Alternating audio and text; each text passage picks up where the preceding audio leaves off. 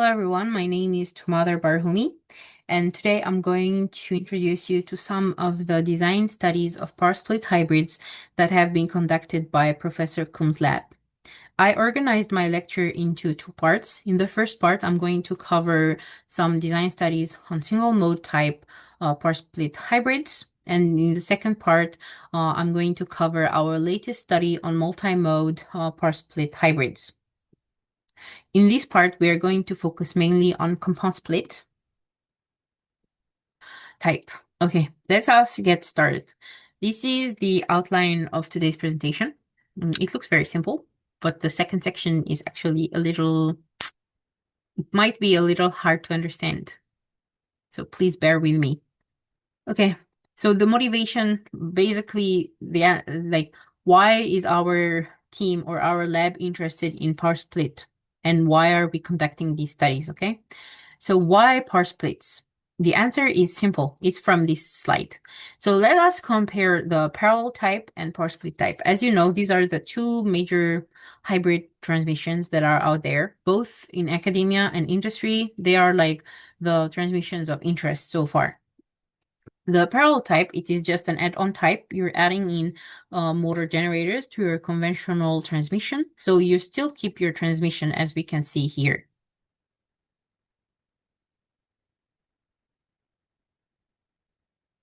As we can see here.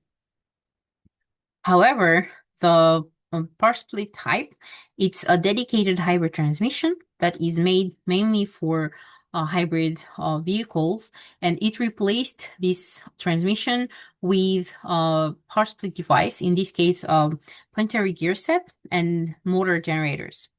So in terms of the cost, we already have a benefit because we do not use transmission, so it is much cheaper. In terms of the mechanical structure, the power split system, it is much more simpler compared to the parallel type because, again, it doesn't use transmission. It is also much more compact.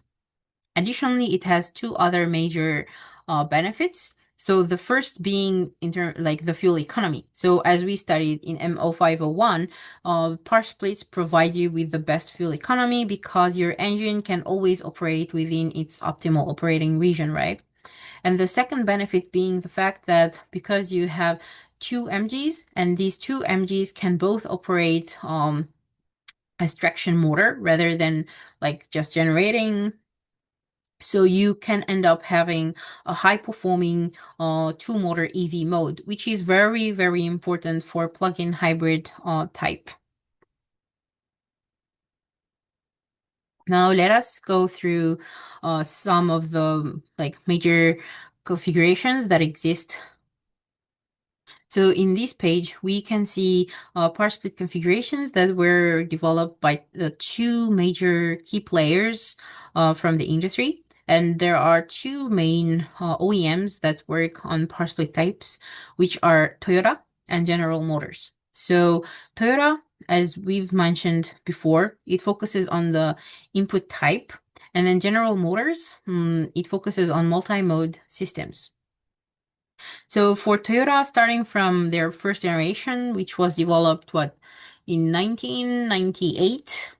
So starting from there, as they evolved and tried to improve their system, their approach was to add more components to play with, their input split, basically. So it's an input split plus something. But that something is not an additional mode. It's more like, okay, we want higher torque, we want like better tractive force, then like better acceleration performance. Then let's add this speed reduction gear in front of MGA. Okay, this kind of changes, and it doesn't show in this slide, but in their latest, the Prius 5th generation, which came somewhere here, what they did was they added a transmission here. They added a 4-speed transmission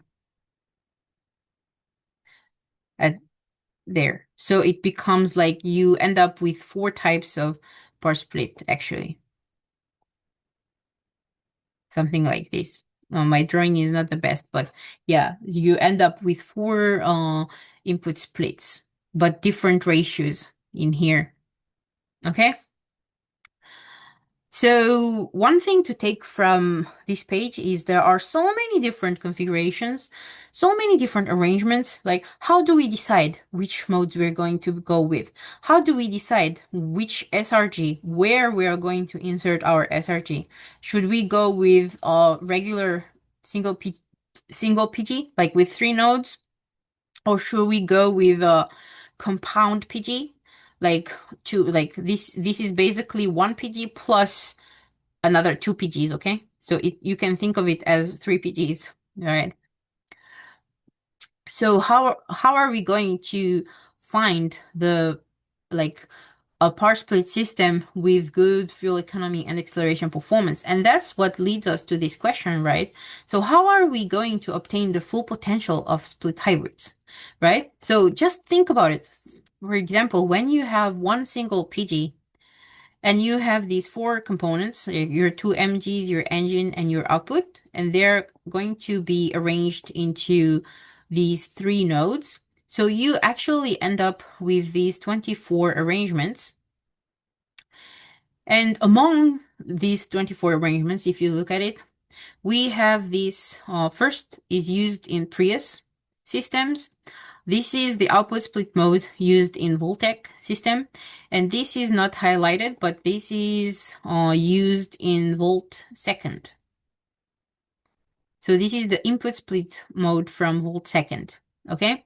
So just from the case of using a single PG, we can already see that out of the 24, we have 21 potential configurations that may have better fuel economy and acceleration performance compared to these 3 that have been considered in the industry. So how are we going to do that, right? And as I mentioned earlier, there are you add on components to achieve better performance, right? So this is what we've been discussing so far. But if you consider the case when you're connecting 2 PGs using 2 connections, as seen here, which is basically the compound split type, you will end up with 252 potential arrangements. And when you consider using SRG, speed reduction gear, so when you consider adding a speed reduction gear in front of each of these components, these nodes, but what I meant is for each of your MGA, MGB engine, then you end up having 432 potential arrangements. And what makes the matter even worse is when it comes to evaluating, let's say, the fuel economy and acceleration performance for each of these 252, there are other things to consider, which are basically your design variables. And the design variables, when you're using 2 PGs, are already 3. So you have the SR ratio from your PG1, SR ratio from PG2, and final drive ratio, okay? So you need to evaluate, let's say, your city fuel economy for each of these configurations, considering all potential design variables. And keep in mind that when we are assessing fuel economy and acceleration performance, you're assessing the city fuel economy, highway fuel economy, and then you have the 0 to 100 acceleration performance, 100 to 160 acceleration performance. But let's think of it as city fuel economy, highway fuel economy, then you have acceleration performance, and then you have gradability, okay? Let's assume that 0 to 160 acceleration time is done within one single step. But anyway, that's not important. What's important is that if you consider the fact that there are different performance matrices that you need to evaluate, and you have different designs, different arrangements, then if you think about it, it is nearly impossible to actually conduct the full domain search and find the best power split devices, power split hybrid systems. So how are we going to solve this problem? And that is where we started, actually. But before we move on, I wanted to mention one thing, which is basically Our lab considered like the design of single mode power split systems using 1 and 2 planetary gear sets. So we covered these two, and the design approach, like the method, is basically the same. Of course, the details are different, but the overall idea is the same. So for today, I chose to introduce you to our design method for compound split. So this is the part we're going to cover today, okay? So let's get started. This is where the fun begins, okay? So starting from our lab's design approach. So when we first started these design studies, we first started from defining the different design spaces of power split systems. And then for power split systems, the first design space we were able to define was kinematic diagrams. Kinematic diagrams, you can think of it as a 2D diagram that shows you how your components are placed and their arrangements, their connections, okay? It is basically the step prior to building a prototype. Like, it's the step before moving on with the real life implementation of your powertrain. As you can see, it is a physical diagram because it tells you, for example, oh, your engine is connected to the ring and the carrier. So ring of the first PG and carrier of second PG, okay? So you know how your components are connected physically. Same with the elementary lever. Elementary lever, just for your reference, is what I usually refer to as powertrain configuration, which is basically we illustrate our PG as a lever with 3 nodes. And these 3 nodes, as you can see here, we know this is the ring, this is the carrier, this is the son of the first PG, ring, carrier, son of the second PG. And then we know, oh, MG2 is connected to ring 1. Vehicle is connected to carrier 2, okay? So the elementary lever configuration is basically also physical. So these two consist or make up the physical design space. Then the third representation or design space that we identified was the virtual design space, which consists of the compound lever design space. As we studied in lectures 15 through 17, the compound lever diagram is a virtual tool. Basically, it is a bar with 4 nodes, and all these 4 nodes are virtual. We don't know what they are, but we know that our vehicle is the origin. The engine is located at a distance of 1 from your origin, from the vehicle. And then MGA and MGB are located at a distance of alpha and beta, respectively. So alpha and beta are the actual design variables of your compound lever. But because these nodes are virtual, we don't know what they are physically, and meaning that we don't know the actual physical connection of our components to the PGs, then this is defined as the virtual design space.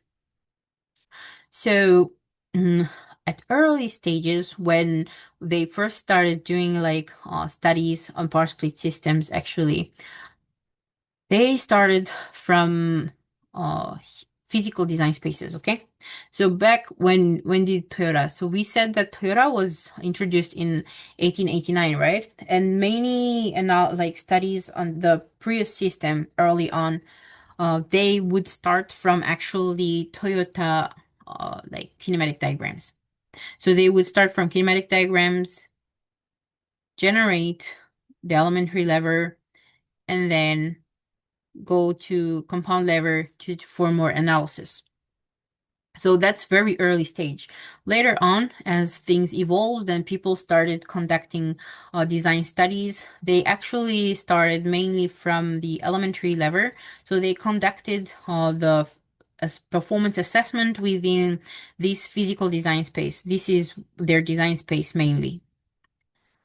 But one thing you can see from here is that, let's say, they're analyzing from this design, right? So they take this design, they convert it into one compound split, they analyze it, and then they take this design, they convert it into compound, like compound lever, sorry.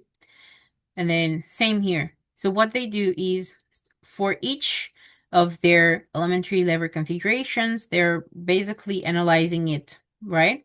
And as we can see here, there is an n to 1 or 1 to n relationship. So one given lever corresponds to n elementary lever configurations. And that means that the way they were doing it was really inefficient. Not only inefficient, but also time consuming. So they were actually analyzing redundant configurations over and over.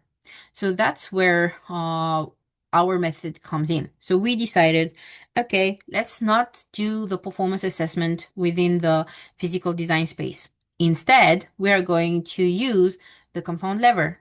So one compound lever to analyze the entire design space, and then let's move back. So that's our strategy. So performance assessment done within the virtual design space, and then we need to convert our selected virtual designs into physical elementary lever configurations. And by doing so, we actually dramatically reduce the computational time because we are no longer assessing redundant configurations, basically. So this is, I think, well, the major takeaway from here, like to understand our approach. And as I mentioned earlier, I'm not covering all the studies, right? I'm just talking about compound split, but this takeaway is valid for all our other studies, including the multi-mode. So for all our studies, we try to always conduct the performance assessment within the virtual design space, okay? Then let's look into the overview of the design methodology. At first glance, it looks complex, right? It does, but let me walk you through step by step so you will see. So the design methodology for compound splits consists of two major parts. Part 1, conversion map generation, and part 2, optimal configuration selection, okay? So let's start from part 2, actually. I think you will be more familiar with this. So at first, the first step is to assess your performance within the virtual design space, and meaning that we are using the virtual compound lever to assess the performance of all compound split hybrids, right? So for instance, they are like the performance for a given final drive. Let's say final drive here is 3, okay, both here and there. So for a final drive ratio of 3, the performance of all potential existing compound split hybrids is represented within this map. And if you look closer, your x-axis is alpha, your y-axis is beta. And these are the two design variables of your compound lever, right? Yeah. So I'm gonna tell you the importance of these two later as we move on. So at first glance, we can tell, oh, I wanna go with this design. So this same alpha and beta, meaning same design, right? So I wanna go with that design. But this design is optimal. It has good fuel economy, good acceleration performance. However, it is virtual. We don't really know how to implement it. And that's where the first part, which is the conversion map, comes in. Conversion map generation, what it does is basically it builds the relationship between the virtual design space and the physical design space. So as you can see here, these are actual configurations. We can tell how your components are connected to, are physically connected to the PG and their SR ratios and final drive ratio, right? So to reach there, you need to conduct conversion. So how, basically part 1 is how are we going to convert physical configurations into how we are going to convert virtual configurations into physical configurations. And that's it. So once you implement this conversion. Once you have like conversion maps, basically, if you think about it, look at this. This part is actually here. Okay?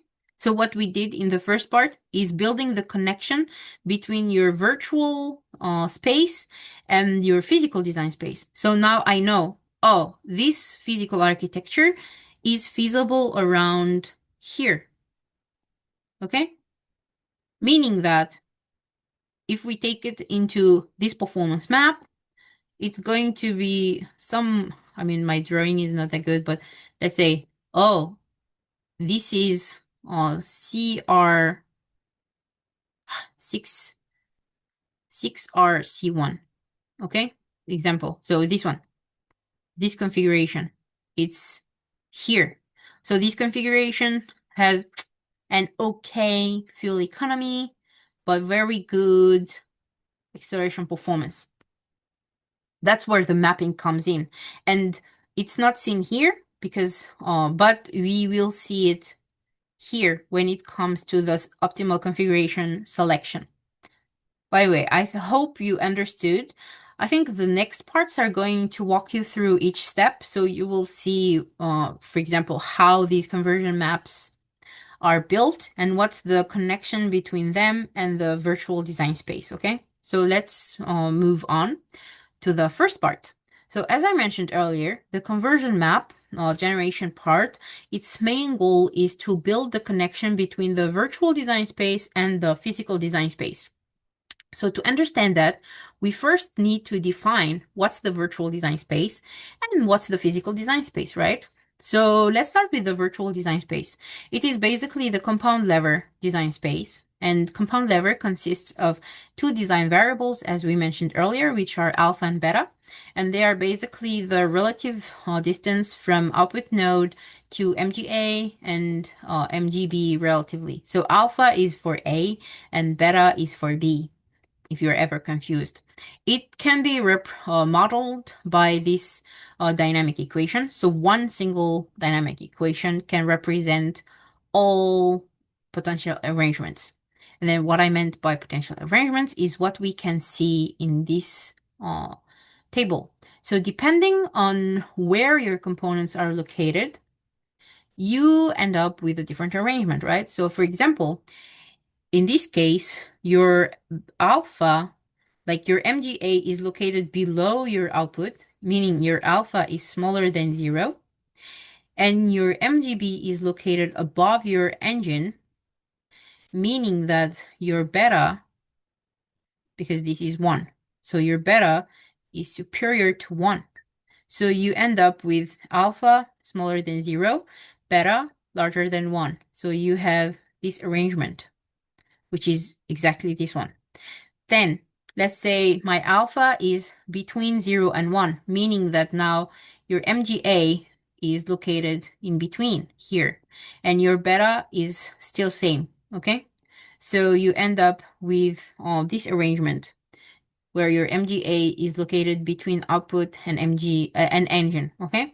So depending on the range of your alpha and beta, you end up actually with different component arrangements, which we refer to as subgroups of compound lever, okay? And in total, we have 12 subgroups. So 12 potential component arrangements to your compound lever.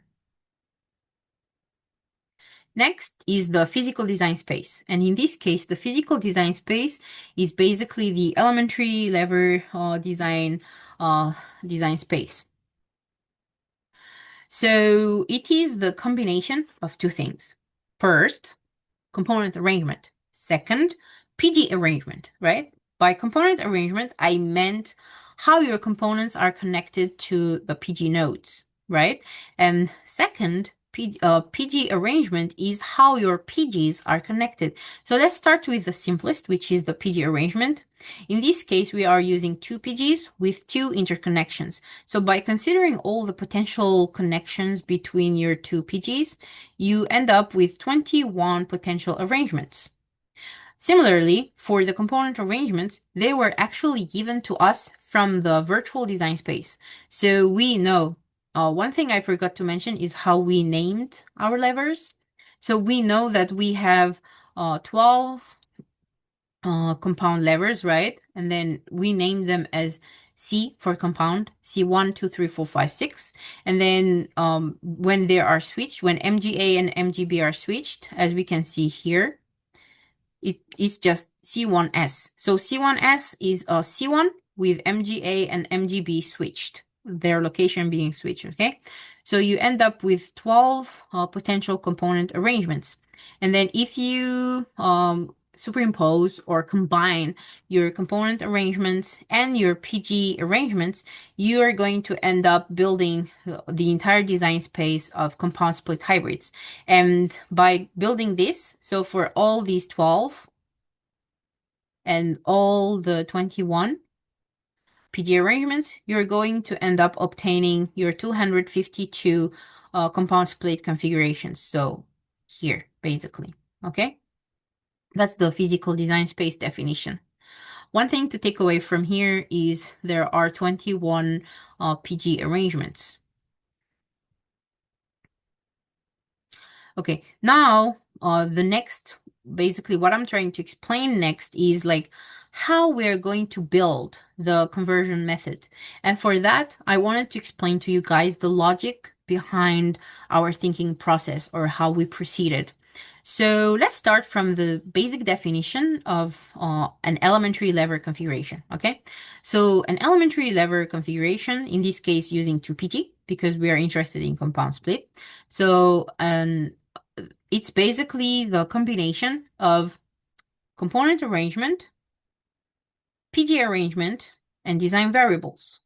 So we have 4 components which are connected somehow, and we have 2 PG arrangement. In this case, we know this one, right? And then we have design variables. We know that because we have 2 PGs, each of the PGs has one SR ratio. And then we know we have final drive ratio. So let's look deeper. So for the components, we studied from the virtual design space, or what I mentioned early on. The arrangement of the components can be given from the virtual compound lever, thanks to alpha and beta. So thanks to alpha and beta, the range of the value alpha and beta, we know how our components are going to be arranged to the system. So if you look closely here, you don't really see it if you are not familiar with compound levers. So I'm gonna just skip.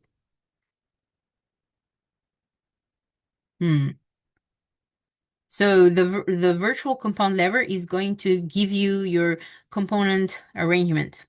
Then the next step is for your 2PG arrangement. If you think about it, this is a 4-node lever, right? So next is we thought, oh, for our PG arrangement, can we convert it into a 4-node lever, like architecture, right? Or representation. And that's what we did. So we converted this into 4-node lever. So here, right, you can see that's converted. And the trick here was actually to also like adequately calculate the distances between each 2 consecutive nodes. And these are given in terms of the sun and ring gear teeth number. And if you remember, the SR ratios are defined in terms of these, right? So SR1 is basic, and SR is basically number of sun divided by number of gear teeth number. Okay? So this is the physical compound lever. So physical compound lever is basically the conversion of the 2PG elementary lever into one single compound lever. This methodology was studied, I believe, in lecture 17, where we studied how to convert 2PG's like configuration into one compound lever. Yeah, that lecture. So now we end up with the PG arrangement given by your virtual compound lever and your PG arrangement given by your physical compound lever. Both are compound levers, meaning that if you superimpose them, as we do here, you're going to end up with one given compound lever that has information from both. So we know our nodes, and we know the distances between each two consecutive node in terms of the PG's physical, let's say, data or variables. And we know also in terms of alpha and beta. Okay, and this compound lever configuration can be converted directly into elementary lever configuration. And that's it. So this is the concept. So I hope you understand this, because this is very important to understand how the conversion equations and conversion method for a given virtual design space, for a given virtual compound lever was built. So one thing to note before moving on is the fact that now one thing is missing. So yes, this and this are same, but we still cannot build the connection because this is missing. So we know our alpha and beta, right? Because we selected like this optimal design. This is basically an optimal design, let's say. So we know the alpha and beta, it's given, but we don't know SR1 and SR2, because even these informations here from the from the physical compound lever, they are not in terms of SRs, but they are written in terms of the sun and ring gear teeth numbers. So the next step must be to generate conversion equations that enable us to calculate SR1 and SR2 for given alpha and beta. And to do that, we defined the distance between each two consecutive nodes as A, B, C. These are just dummy variables that we used for consistency, as you will see later on. So basically, for the physical compound lever, as we said, the distance between each two consecutive nodes is expressed in terms of the ring and sun gear teeth numbers. And SRs are just the ratios, right? So to obtain the ratios, we just needed to create ratios between these three variables. And that's what we did. So we calculated ratios comparing A, B, and C. So we decided to go with these three ratios. And by obtaining these three ratios, as we can see in these equations, you obtain SRs, right? So now we have ABCs in terms of SR1 and SR2 in this set of equation. And then we did the same for the virtual compound lever. So ABCs are in terms of alpha and beta. One thing to note is that we are using the absolute value for alpha and beta. That's because originally when they are used as design variables, they can be either positive or negative. However, now we are interested in the distance itself. That's why we are using absolute value, okay? Then same, we calculate the same ratios. So A by C, B by B, B by C, and C by A. Then you end up with a set of equations, right? By just comparing, like superimposing again, but by just comparing these two, you're going to end up with these conversion equations. You must note one thing. These are the conversion equations for this given physical compound lever, okay? Assuming that we know alpha and beta now, we know, so if we're giving alpha and beta, meaning that if we are giving a virtual compound lever and we know our PG arrangement, right? So we know our PG arrangement here, then we can easily calculate our SR ratios. And the next thing to note is that SR ratio is feasible between 0.26 and 0.66.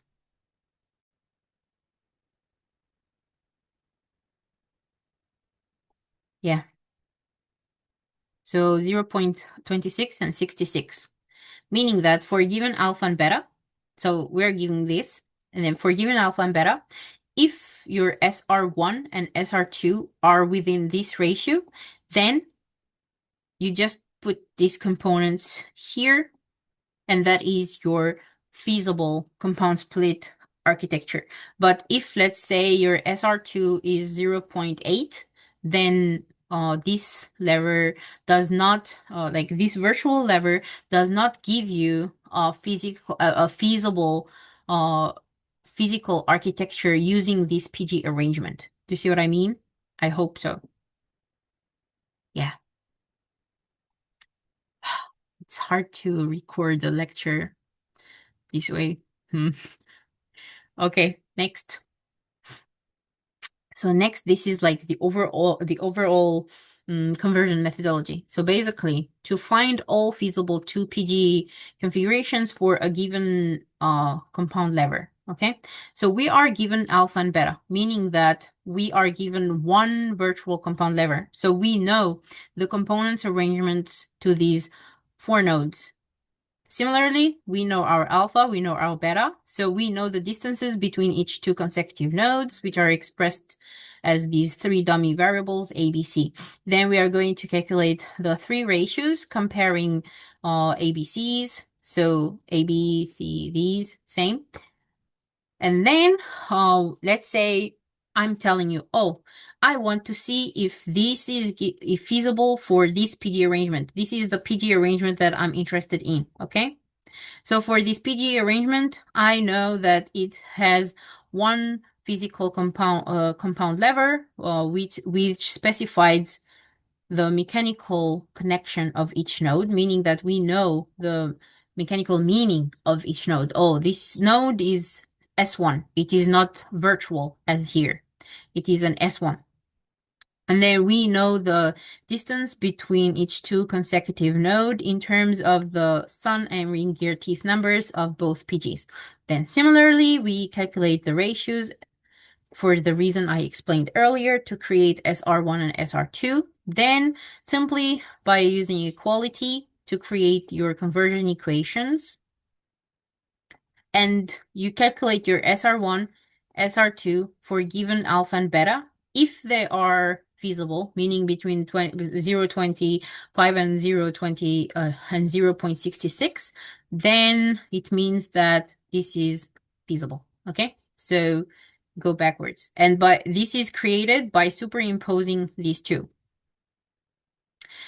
To cover the entire design space, you need to consider all 24 2PG arrangements, meaning that for given alpha and beta, you're going to repeat this entire process 21 times for each of these 2PG arrangements. Okay? Yeah, that's simple. And using this process, you end up creating a conversion map.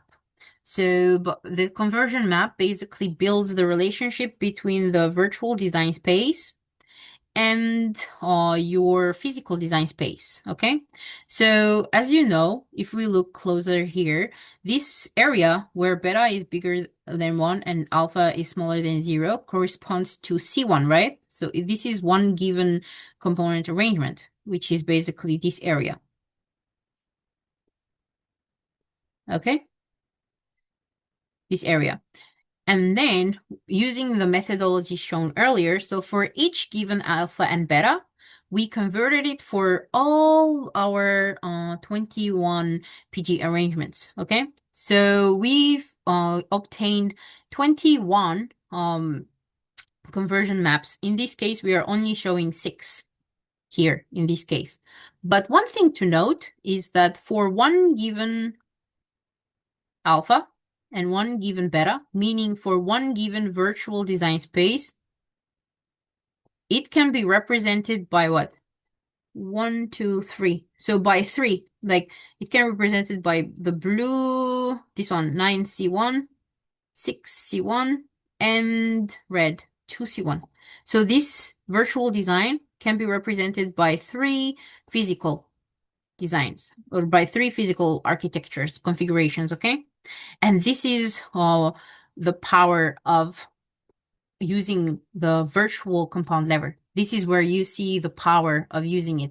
And remember early on, I said that we use the virtual compound lever to eliminate the redundancy, but that was just words. You guys couldn't really see what that means, right? But using these results, you can clearly see what we meant by omitting redundancy. So prior studies, what they did was they evaluated the performance of this one, and then this and this separately, okay, for example. But for this given, but for us, we would evaluate it only once, and we covered all three systems.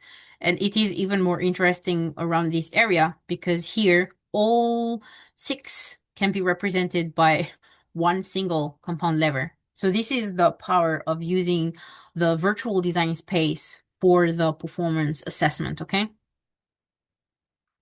Okay, so as I mentioned earlier, we generated 21 conversion maps representing all 252 physical compound split architectures. And then we like all 21 can be seen here.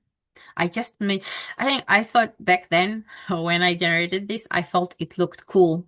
But one thing you can note from here is that, for example, for this given alpha and beta, none of the 252 is actually feasible. So the map just shows you the number of designs. So 6 means 6 designs, 6 configurations can be feasible for this given alpha and beta. But anyway, this was just nice to look at back then. Anyway, okay. Then next, let's start with the second part, which is the performance assessment. So for the performance, for the vehicle and component specifications, we used Prius third gen. Their component specifications were distributed with the lab session 3. So if you're ever interested in using them, you could refer to that, but make sure to acknowledge our lab. Yeah, or use us as a reference. Then this is the problem formulation for both fuel economy and acceleration performance optimization. One thing to note is that for this study, we used dynamic programming, DP, for both acceleration performance and fuel economy assessment.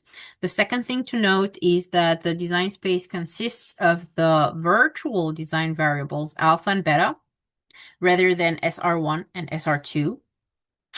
The other parts, they're basically similar to what we studied in class, so I'm not going to cover them. I think we can go fast through this. Yeah, if you have any questions, feel free to ask, okay? Okay, so now these are like the results. This is the power of virtual design space. So except the its first advantage is the elimination of redundancy, right? Second is that you can tell at a glance which system is the best. So if we look here, these are like the city fuel economy and 0 to 100 kilometer per hour acceleration times for this final drive. So we can tell, oh, these alphas and betas give us the best fuel economy, city fuel economy. And here, these give us the best. So, you can tell where to operate, which alpha and beta to take or to select for the best fuel economy and acceleration performance. So basically, at a glance, you could observe the performance matrices of both systems, of par split systems. Yep.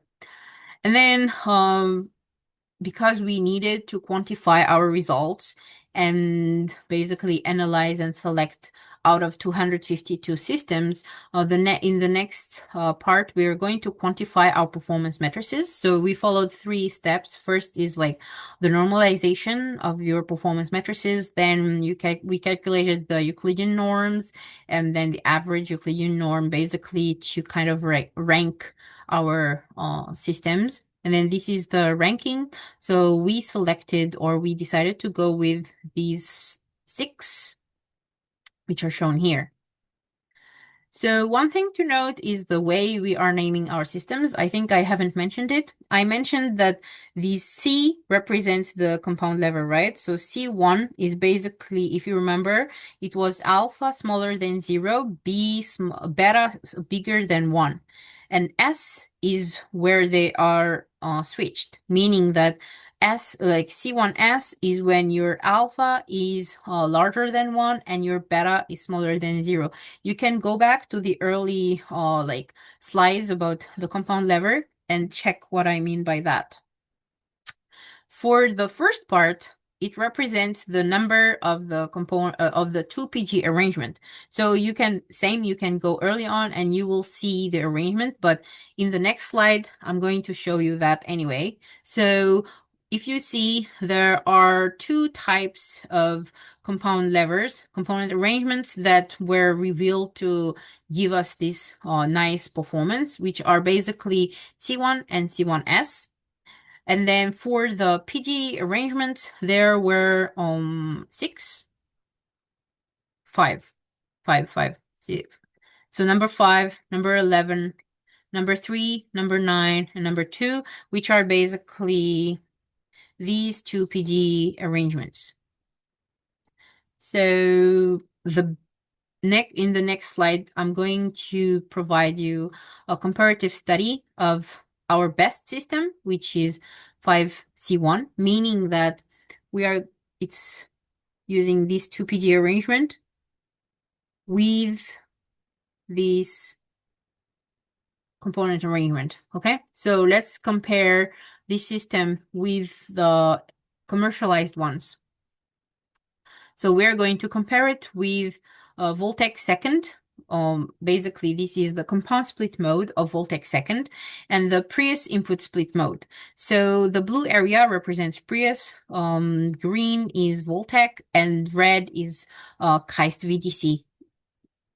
So this is the system, basically. As you can see, it uses the arrangement to like number 5, and these are the way the components are connected. So if you're interested, you can convert it to physical compound lever and you will see like you can match it with the virtual lever. But anyway, one thing we will see from here is basically the fact that our system has a much better acceleration time compared to both Voltec compound split and Prius third gen. In terms of the fuel economy, it is comparable, let's say, to Prius. There was no big difference. And then we can see the conversion map on both the fuel economy and acceleration time performance maps. So you can see, for example, oh, it has a good acceleration, right? Why? Because its conversion map is located within the best acceleration time region. And then for fuel economy, similarly, it is located within good fuel economy. For Prius, you can clearly see, it can achieve good fuel economy because it's located within the good fuel economy region, and not so good acceleration performance, it is relatively poor. Same for Voltec. And that's what I meant by if you have the conversion map and the performance map from the virtual design space, then you can easily see these kind of results at a glance, right? This is expectable. Like this is we can expect this. Anyway, in the next 2 slides, I'm going to show you the results from the fuel economy and acceleration performance assessment. So for the fuel economy, we can clearly see they all operate like their engines are always operating within the optimal region. And then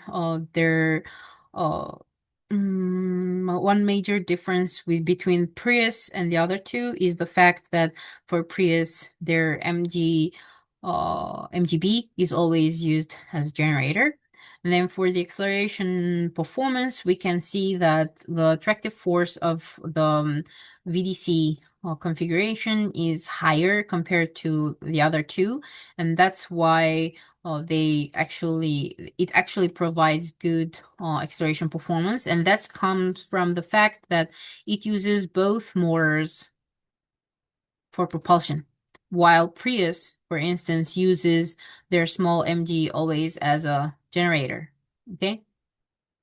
So you have like three engines pushing your vehicle rather than having just two, which is engine plus MGA in Prius. And for number 5, C1, it's engine plus MGA plus MGB. Okay, so let's go through the conclusion. So we developed an efficient and systematic design methodology for compound split. What has been presented in this study can be applied for like input split, output split, even like for 3PG, you could move forward, and expand this methodology. Our methodology has three main strengths, which are first, reduced design space, omitted redundancy, meaning that we are doing the search much more efficiently compared to those who conduct the design search within the physical design space. Then number 2, it is insightful because at a glance, you can tell from the performance map which design is best and why, Our third strength is that because we are playing with the compound lever and everything was easily automated and efficient. So everything, like, we are pretty sure that we do not have any mistakes. Yeah. So I think that's it for the first part. These are the references if you're interested in reading some of them. But note that this was in 2025. So yeah, we might have more studies coming after that. Yeah. But anyway, thank you.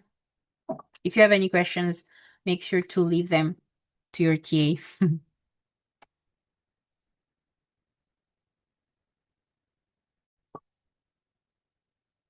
Okay, hello and welcome back to the lecture on the design of power split hybrid electric vehicles. This is going to be part 2, which covers the design of multi-mode type configurations. So this is the outline of this presentation. Let's start with the ultimate goal. So what is our ultimate goal? Our ultimate goal is to find a configuration or to build a configuration that is faster than Prius with the same or better fuel economy. And to achieve that, we followed 2 strategies. Number 1, we did an architecture search. So we suggested a new design approach for hybrid vehicles. And then number 2, we suggested replacing friction gears with efficient and compact dog clutches. However, in this presentation, I'm going to cover only the first approach, which is the architecture search, meaning looking for new systems. So just to give you an overview of our key findings, as you can see from here, by doing whatever we did, which we are going to explore in this presentation, we actually ended up finding a system that is 50% faster than Prius and with a better fuel economy. So this is a very interesting finding because when I say like 43 or whatever percent improvement in acceleration performance, you might not really kind of like visualize it, but I will tell you one thing. For Prius, its combined acceleration time is usually like 22 per seconds. However, for our system, we achieved it within like 11 seconds. So that acceleration performance plus a minor improvement in fuel economy, that's like heaven, So let's dive in. How did we achieve this? So first, let's go through a comparative analysis of the existing hybrid powertrain architectures. So as we studied in MO501 so far, there are 3 major types of hybrid systems, which are parallel, series, and power split. For the series, we decided to drop it, mainly because it needs large components and due to its energy efficiency losses. So for this study, we decided to drop the series mode. Then we have 2 types, parallel and power split. In the previous study, in the previous presentation, when I was discussing the differences between parallel and power split, I emphasized the advantages of power split, right? So I'm like, let's drop parallel for now. However, in this presentation, I'm going to compare both and use the benefits of both systems, as we will see next. So in this slide, I'm going to go through this fast because I already discussed these, like just architecture-wise, how they are different. Then let's look at the advantages and limitations of each type of system. For the parallel type, I'm going to focus on from like acceleration, performance, and fuel economy perspectives. So for the parallel type, it can actually achieve good acceleration performance because it has the freedom to select the transmission ratio. And with that freedom, you can adjust your transmission operation for your desired performance metric, right?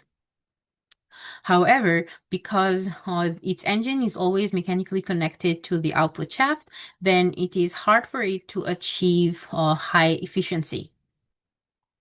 On the other hand, for the power split type, when it comes to acceleration performance, it suffers because of mainly because of the structure and the way power split works, due to the fixed torque split ratio relationship that is due to the PG. Basically, it cannot really achieve high acceleration performance at mid and high speeds.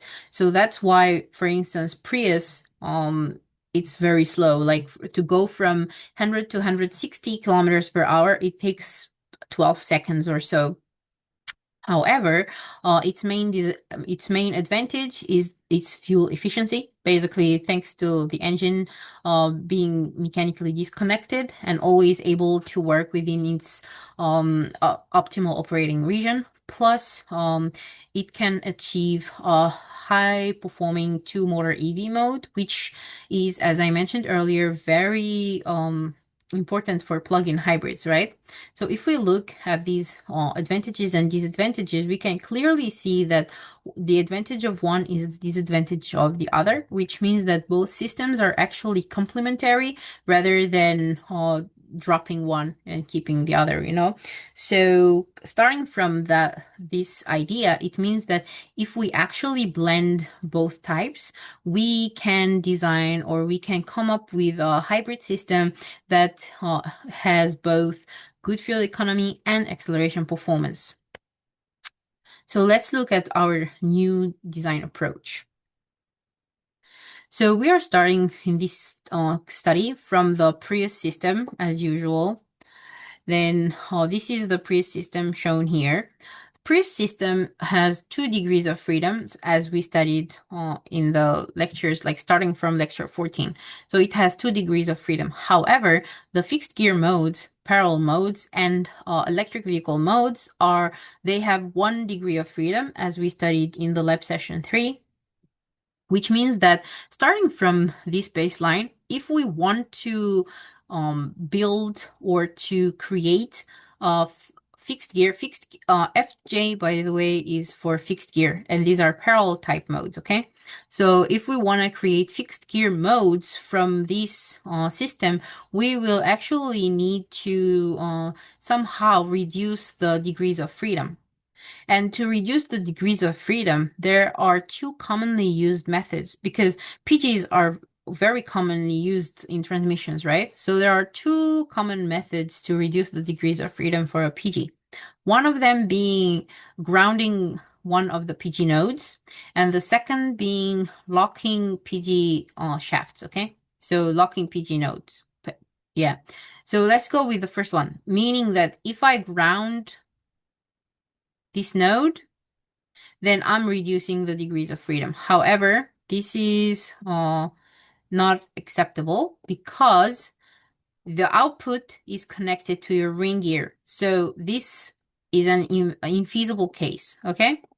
So what other nodes do we have? We can ground the carrier and the sun, meaning that there are 2 potential clutches that can be added to create fixed gear modes based on this first assumption. So now we added 2 brakes, CL1 and CL6. The next method to reduce the DUFs is basically to lock 2 PG nodes. So this case. So locking 2 PG nodes results in like in having 1 degree of freedom system. And there are different ways to lock the PG nodes, and there are basically 5 potential ways connecting the different shafts. Okay, so from CL1 to CL5. This means that you end up in total with 7 candidate clutches. This is candidate, okay? This is not the entire system. I'm just giving you a generic model which shows you all potential clutches that you can add, and later on you need to enumerate and conduct a study to find the best placement of clutches, okay? So once this is done, we decided to add something new in here, which is basically these gears, which I denoted KCLI, with I being the number of clutch 1 to 5, okay? And what is this? This is a new design element or new ingredient that I included. It was not considered in prior studies, so which is weird because it's very simple but very powerful. Very powerful. You're gonna see what I mean.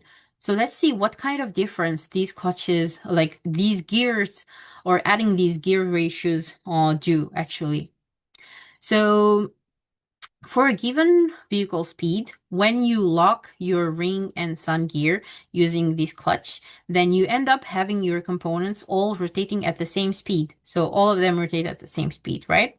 However, if you place a gear between the ring and sun, either here or there, it doesn't matter. The location doesn't matter as long as the gear is placed between ring and sun, okay? So if you place a gear between the sun and ring gears, you actually end up having your components operating completely differently. So within this red line. So this is very important because for the same conditions, you're obtaining different components operations. Okay? This is very, very important, but as I mentioned earlier, it hasn't been studied previously. So I keep saying it's very important, but because this is this is a relatively new topic, you probably do not really see what's happening. So I'm going to show you. So when two PG nodes are locked, as shown here, so when you lock either of the PG nodes, so a ring to carrier, ring to sun, or carrier to sun, you end up with redundant modes because whatever two nodes you're locking, you end up with all your components rotating at the same speed. So same operation. So in terms of performance, from performance perspective, when we are dealing like with fuel economy, acceleration, performance, or whatever, from performance perspective, these three are actually redundant. And that's why in prior design studies, when they're trying to enumerate the placement of clutches, they would actually consider only one of them. Like they would drop these and only consider one, saying that these 3 cases are redundant, so we're going to consider only one, right? However, if you consider the addition of the gears, like placing the gears between each 2 nodes, you actually end up creating different operating modes. They're completely different. So they're different from here, meaning that this redundancy no longer exists. You can play around with your mode configurations. Plus, it's not only the mode configuration itself, but you have the design freedom, because if you think about it, this is a new design variable that we're adding. So this is when I said that for parallel type, you have the freedom to select gear ratios. This is the same. So this is a design variable for just the parallel type. So by just playing with this gear ratio, you can create different operating scenarios, meaning different modes, and satisfy different performance criteria. So this is why I keep saying that this ingredient is simple yet very powerful. Then the next part, I'm going to introduce like the main problem when it comes to the design from design perspective. Okay, remember for the single mode we talked about redundancy. one compound split lever can represent n virtual levers. Same here. So except that n physical levers, sorry. So same here, except that in this case, our um, input split is fixed. So we fixed this. And we are we're going to try to play with this is not good. Give me a second. Okay. So our input,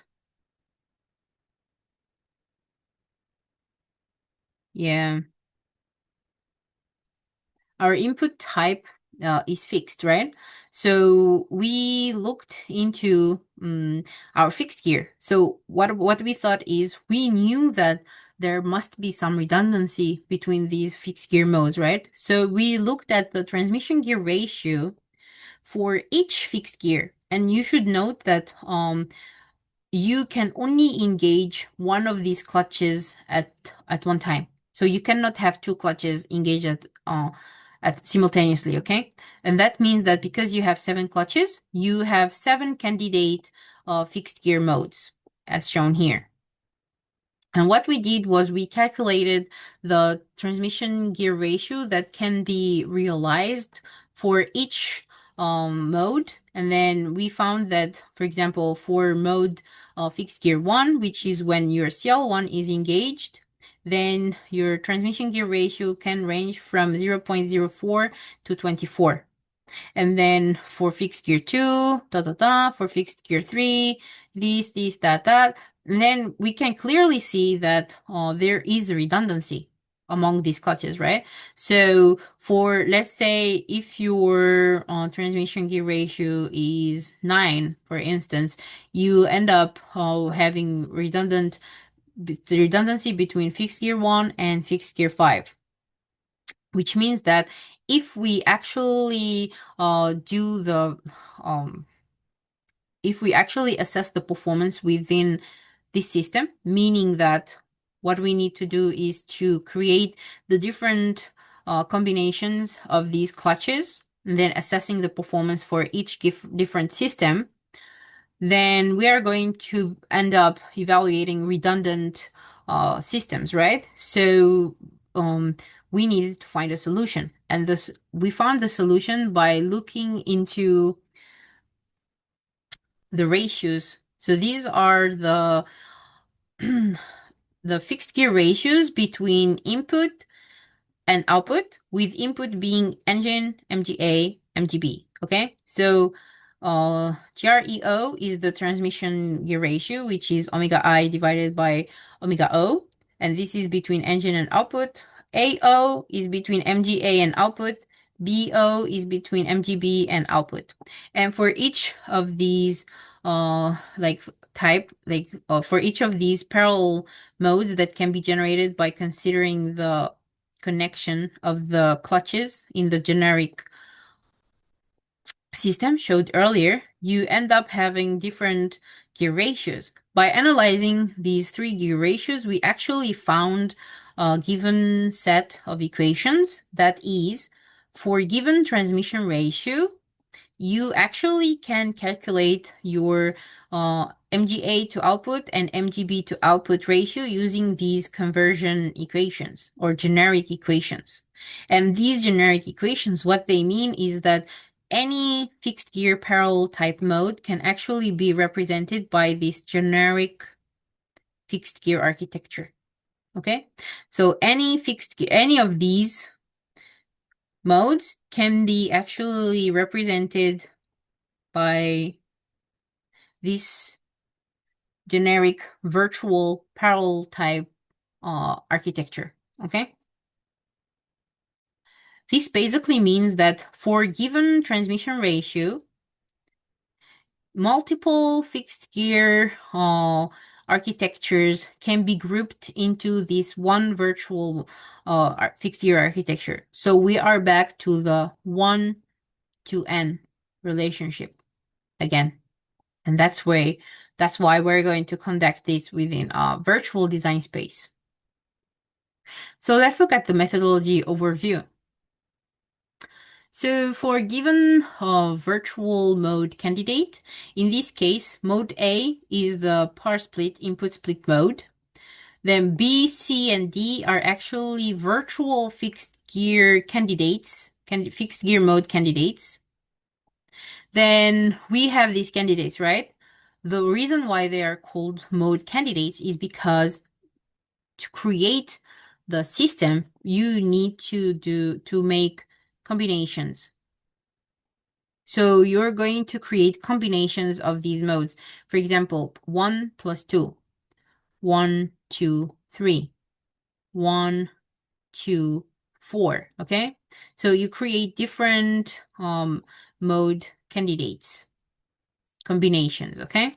Then what you do is you're going to actually assess the performance and find optimal designs within your combinations, okay? So for each of your combinations, you're going to assess your performance and you're going to select optimal designs. Then once you select, let's say this design was optimal. So if I selected this design, next step is, as we studied earlier, is going to be conversion. So convert it into physical systems, something that you can actually understand, because up to here, when we actually use the virtual fixed gear mode architecture, we don't really know how our clutches are how our clutches are placed, right? We don't know. Like, for instance, is it connecting carrier to sun or is it connecting sun to ring? We don't know that information. So we need the conversion to do that. So in this work, we kept the this mode already for the power split mode. It already tells you how your components are connected to the PG. However, the virtual part comes in from your fixed gear modes. So this is the methodology flowchart. So first, well, you need to generate all candidate modes, virtual modes, okay? So this is like input split and fixed gears. You also have EV modes. So you need to generate all of these candidate modes, and then for these all candidates, you will create mode combinations. Basically creating different combinations between these, okay? And then for each of these mode combinations, you're going to evaluate the acceleration performance. Okay, so evaluate the acceleration performance. We evaluate the acceleration performance for two different battery powers. So for unlimited battery power and limited battery power. The unlimited battery power results are used for acceleration performance assessment, and then the limited are used for gradability screening. So once we evaluate the acceleration performance, we're going to do some screening. So, okay, I don't want to keep mode combinations, which, by the way, mode combination, you can think of it as virtual design.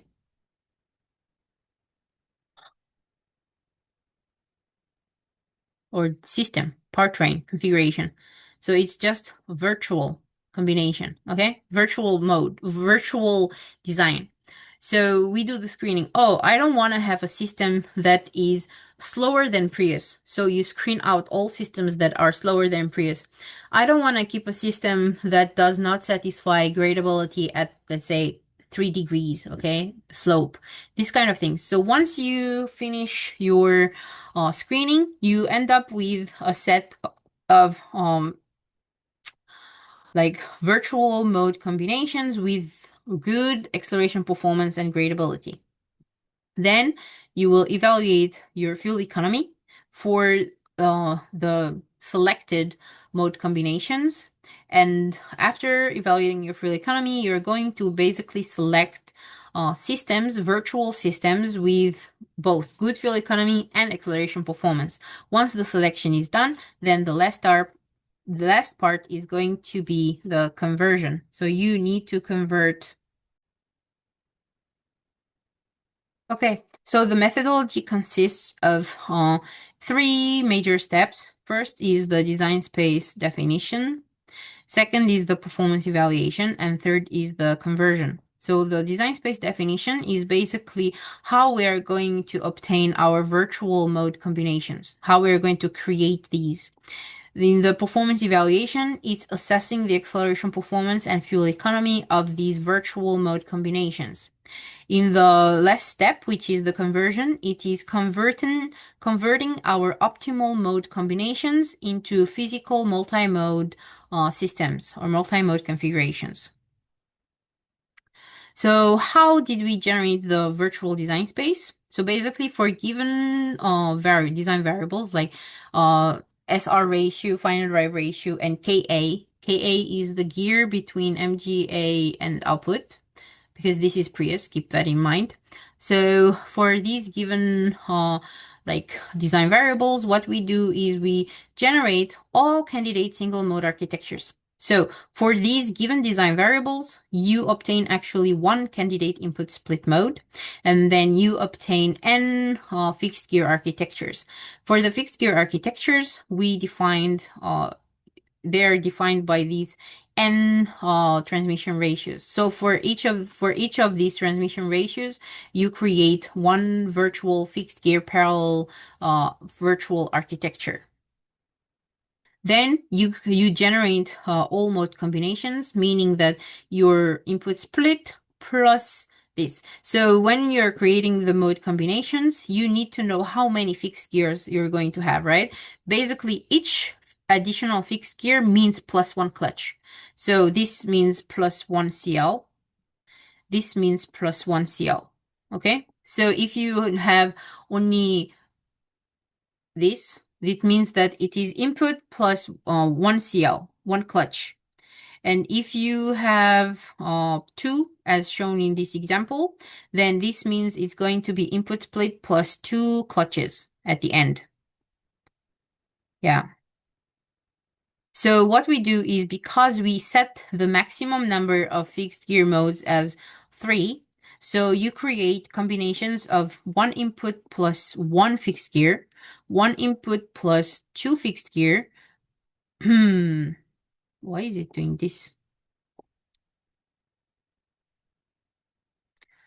Plus 2, and one input plus 3 fixed gear. Okay, so you end up with all three type of combinations, and each of them has like numerous, because we have multiple fixed gear architectures. Okay, and this consists of the virtual design space of the multi-mode. In this case, by the way, I'm conducting the study for the Prius system. So this is the design space of the multi-mode Prius system, okay? Which basically combines the Prius input split mode plus parallel type modes. So now let's look into the search for optimal modes.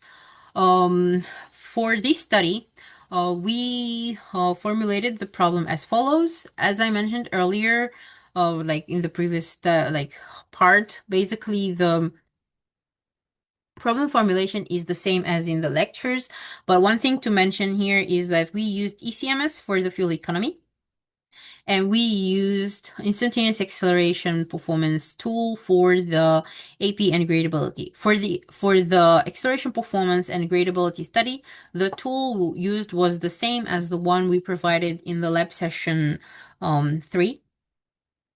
So another major difference that we can see is actually the definition of the design space, which is basically for the acceleration performance and gradability, what we do is we define the entire design space. So you have like, sorry, this is supposed to be SR1, SR2. Oh, this slide was made for virtual design space. Anyway, so this is the range for KA, like the gear ratio, and then this is the transmission ratio. For the fuel economy, it is basically going to be the major difference compared to the previous study. For the previous study, the design space is same for both, but here we filtered, we screened. So we are going to conduct it just for the selected combinations. And that's it. That's the main difference.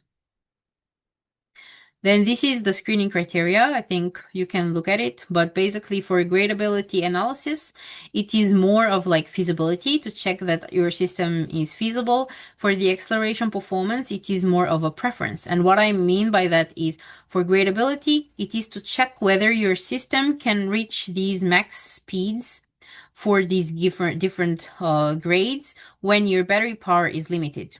And for acceleration performance, we assume that we have abundant battery power and we want to achieve our these acceleration times within these variables. So it is more like, oh, I want my vehicle to be fast rather than, oh, I want my vehicle to operate, you know? That's the main difference between these two.